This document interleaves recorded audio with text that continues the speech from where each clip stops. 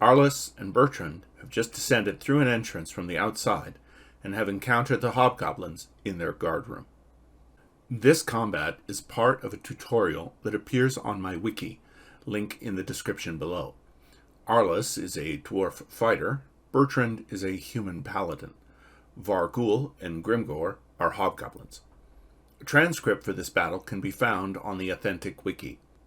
I am Alexis, writer of the Tao D&D blog. Let's get started. I was going to use an auto die roller, but it takes too much space on the screen. I'll be rolling real dice on a table. So, to start, are Grimgor and Vargul surprised? And they're not. The next step is for the two parties, before anything can happen, to determine which one of them has initiative. And as it happens, the party does. Bertrand has an arrow and his bow is out. The arrow isn't loaded, so at this time, Bertrand will begin loading his arrow. Bertrand doesn't have line of sight. As can be seen, if I draw an arrow from here to here, he cannot see Grimgor because of the passage, and he cannot see Vargul for the same reason. Arliss will take 2 steps forward, which costs 2 action points, and while he does that, he will draw out a dagger, which, because he's doing it with his hands and not his feet, these do not cost any extra amount of action points to perform. Once he pulls out the dagger, he will stop at this point, and he will throw the dagger at Grimgor. And he misses with a 6. While Bertrand is loading his bow, he will do the same, and he will step forward the 1 hex he's allowed to move into 0202. It is now the hobgoblin's turn. One of the hobgoblins, Grimgor, is immediately going to turn around and run for help. So he's going to turn to this door,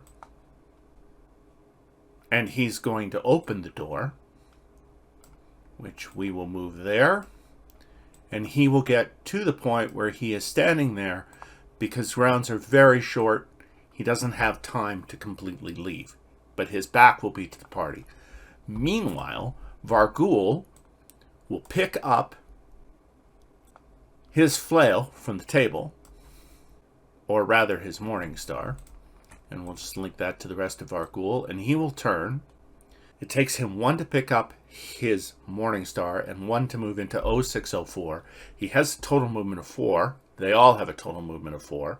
So if he moves into 0503, he can't attack because he needs 2 full action points to attack, but he can engage Arliss in melee, which means Arliss can't easily back up into the hallway. Not that Arliss intends to anyway, but Vargul's main point is to stop anybody from getting in the way of Grimgor going to get help. So he's basically going to sacrifice himself here for the good of the entire lair, as it were, because they're protecting other hobgoblins that cannot be seen. So Vargul moves into 503. That is the end of their turn. He doesn't know that Arliss has pretty high strength. Arliss's strength is 1853. It's +2 to hit. He's going to roll to attack Vargul. And he misses. He rolls a 9. It's just not good enough. Meanwhile, Bertrand's bow is loaded, so Bertrand's going to attack Vargul with a bow. And he's going to roll a natural 20. Now, that's pretty damn good at this moment. The natural 20, he rolls again. You can see that Vargul is not using a helmet. At the moment, it's double damage. If he rolls another natural 20, it will be triple damage.